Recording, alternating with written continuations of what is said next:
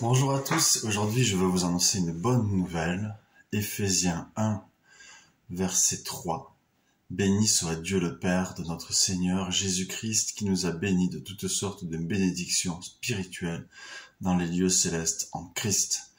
Et en lui, Dieu nous a élus avant la fondation du monde pour que nous soyons saints et irrépréhensibles devant lui. La parole qui m'a parlé ce matin, quand j'ai prié papa, puisque nous implantons, avec notre équipe apostolique, nous implantons des églises de maison ou des familles spirituelles, eh bien, la parole que j'ai reçue ce matin, c'était béni soit Dieu béni soit Dieu le Père de notre Seigneur Jésus-Christ, qui nous a bénis de toutes sortes de bénédictions spirituelles dans les lieux célestes en Christ. De toutes sortes de bénédictions spirituelles. Eh bien, nous avons toutes bénédictions, donc, puisque c'est toutes sortes, il n'y a aucune bénédiction qui nous manque. Et quand je priais pour les églises de maison, les familles spirituelles que nous implantons, ce que je voyais, c'était la maison qui s'agrandissait, qui grandissait. C'était une belle maison. Et franchement, il y avait de la place à l'intérieur pour faire les réunions l'hiver. Il y avait de la place dans le jardin, voilà, pour pouvoir faire des fêtes, pour pouvoir faire tout ce qu'on veut. C'était vraiment un beau lieu. Mais les familles spirituelles ou églises de maison, puisqu'en fait, la vérité, c'est que c'est des églises. Hein. Le mot église est biblique, donc on ne veut pas chasser le mot église de notre vocabulaire, hein. On veut le garder, mais simplement pour faire passer plus le côté famille de Dieu, puisque au final, qu'est-ce que ça veut dire église? Ça vient de ecclésia en grec, qui veut dire assemblée hors de quoi? Hors du monde, hein, au final. Donc c'est une assemblée, mais c'est aussi la famille, puisque ceux qui croient en Jésus, eh bien, il leur a été donné le pouvoir d'être enfants de Dieu. Donc c'est une famille, et c'est pour ça que on utilise plutôt le mot famille spirituelle, voilà, contrairement à la famille de chair. Et nous prions que tous les membres de nos familles spirituelles, eh bien, puissent atteindre par l'amour de Christ les membres de leur famille de chair, pour qu'eux aussi soient dans la famille spirituelle et puissent surtout, c'est le plus important, connaître Yeshua et vivre avec lui pour l'éternité. C'est ça qui est beau de vivre en famille.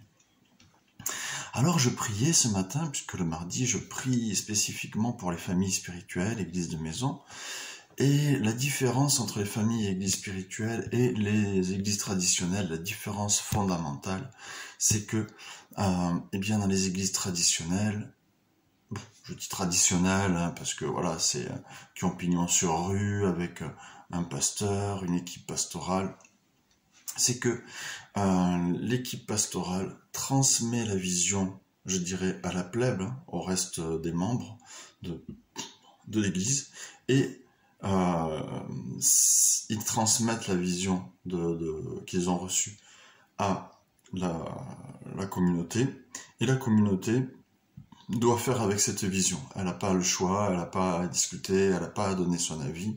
Si elle a une autre vision, si tu es dans une église de 20, 30, 100, 1000 personnes et que tu as une vision différente que celle qui t'est transmise par l'équipe pastorale, eh bien, tu n'as d'autre choix que de quitter pour aller dans une autre assemblée, parce que c'est pas toi tout seul qui va faire bouger les choses ou qui va changer la vision, tu vois.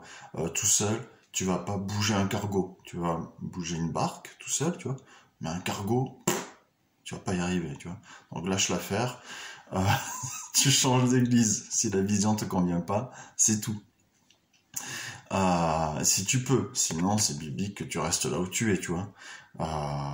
Voilà, au moins que tu vives la communion fraternelle, c'est quand même le plus important que de quitter son église pour quelque chose pour lequel on n'est pas spécialement ok, à moins que ce soit vraiment des trucs, des travers anti-bibliques, où on annonce que Jésus n'est pas le Fils de Dieu, qu'il n'est pas ressuscité, tu vois, voilà, bon, bref. Mais à part ça, t'as pas de raison de quitter ton église, en fait, quoi. C'est pas juste de le faire. Ou si on te persécute, tu vois, voilà. Bon. Mais sinon, t'as pas de raison de quitter, voilà. Bon, il peut y avoir des raisons, mais c'est vraiment des choses qui doivent être graves, quoi. Pas des broutilles. Donc, par contre, dans les familles spirituelles qu'on implante, eh bien, bien sûr, nous, en tant qu'équipe apostolique, en tant qu'équipe d'implantation, on a reçu une vision. Donc, quand on implante une famille spirituelle, on prend des personnes lambda qui viennent à Jésus et on leur explique notre vision qu'on a reçue. Et puis, si ça leur plaît, alors à ce moment-là, si ils décident de suivre Jésus et de rentrer dans la vision qu'on leur propose, alors à ce moment-là, on crée autour d'eux une famille spirituelle. Voilà. On les aide à créer une famille spirituelle, c'est-à-dire un petit groupe de 7-8 personnes grand max, quoi. Parce que au-delà, c'est difficile de se connaître les uns les autres et d'avoir de vraies relations fraternelles les uns les autres. On ne va pas me faire croire que dans une église de 60 personnes, même 20, tu as des relations fraternelles avec tout le monde. C'est pas évident. Des vraies relations fraternelles où tu partages tout, parce que dans la Bible, hein, c'est bien écrit qu'ils partageaient tout, les uns et les autres ensemble, qu'ils vivaient la communion fraternelle, qu'ils persévéraient dans la fraction du pain, etc. Ils étaient vraiment toujours ensemble et comment dire, ils partageaient tout de leur vie. Je vais pas te dire de vendre ta maison, de partager le pognon, etc. Tu vois, rien à voir avec ça. Mais partager les choses essentielles de ta vie, tes choix, les directions, des conseils. Tu vois, quand tu as un problème dans ta vie, tu vas demander à ton frère, tu vas demander à ta sœur, qu'est-ce que tu ferais, toi, etc. Tu vois, ton grand frère, t'as confiance en ton grand frère. Des fois, c'est le petit frère qui est un petit peu plus mature que toi. Bon, ben, voilà, il est plus jeune, mais il est plus sage. Alors, tu vas lui demander, tu vois. Et ben, mais là, dans une église de 100 personnes, mais c'est compliqué de faire ça. Donc, tu connais pas tout le monde comme si c'était vraiment ta famille. Tu vois, c'est des cousins éloignés, c'est plus pareil. Donc, c'est pas notre vision, ça. Et là, dans ce passage, en fait, c'est écrit que nous avons toutes sortes de bénédictions spirituelles dans les lieux célestes en Christ. Ça veut dire quoi? Ça veut dire que, eh bien, tu peux avoir des bénédictions spirituelles pour toi dans ta vie personnelle, mais tu peux aussi avoir des bénédictions spirituelles dans ta vie d'église, dans ta vie de famille spirituelle. Il y a divers niveaux dans ta vie où tu peux avoir des bénédictions, même dans ton travail, tu vois, toutes sortes de bénédictions, t'as tout, dans ta famille, dans ton travail, dans ton église, et à toi de les saisir à chaque niveau, ces bénédictions. Et pour saisir la bénédiction au niveau des familles spirituelles, puisque c'est là que je priais ce matin, eh bien, il faut pouvoir partager avec tes frères et sœurs ce que tu vis, parce que ce que tu vis dans ton travail, tes choix de travail, tes choix pour le mariage, tes choix pour beaucoup de choses dans ta vie personnelle vont influer sur ce petit groupe de 7-8 personnes, vont influer sur les jours des réunions, sur les possibilités des choses que tu vas pouvoir faire, sur l'engagement que tu vas prendre avec les frères et sœurs, tu vois.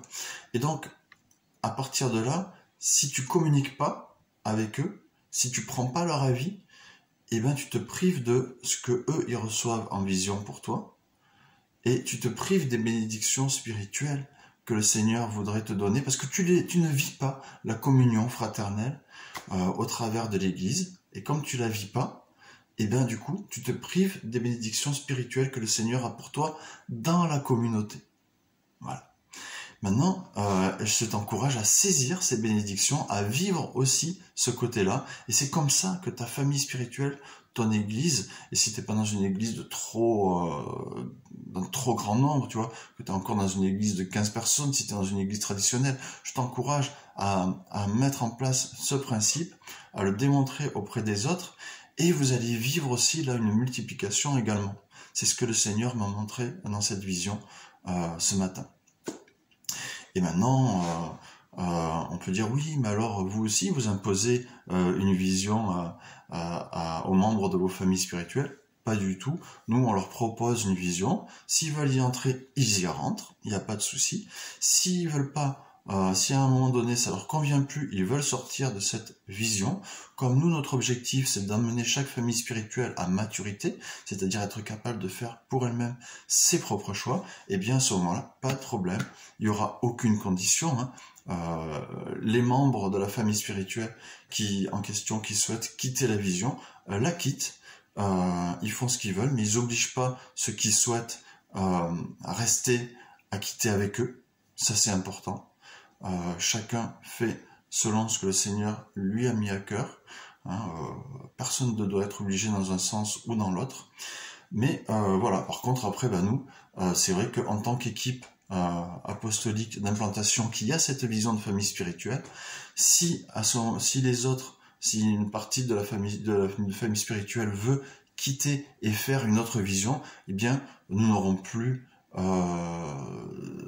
de raison de soutenir ces frères et sœurs, de les enseigner, de leur apporter des conseils ou autres, puisqu'ils ne seront plus dans la vision. Et nous, comme on doit œuvrer à la vision que Jésus nous a donnée, c'est ça qui est important, œuvrer pour la vision que Jésus nous a donnée, eh bien, ça nous prendrait du temps sur la mission, et au final, la mission que Jésus nous a donnée ne serait pas faite si on s'occupait de diverses visions. Non, si vous avez reçu une vision différente et que vous souhaitez quitter, à vous de porter cette vision, ce n'est pas à nous de le faire, c'est tout à fait logique.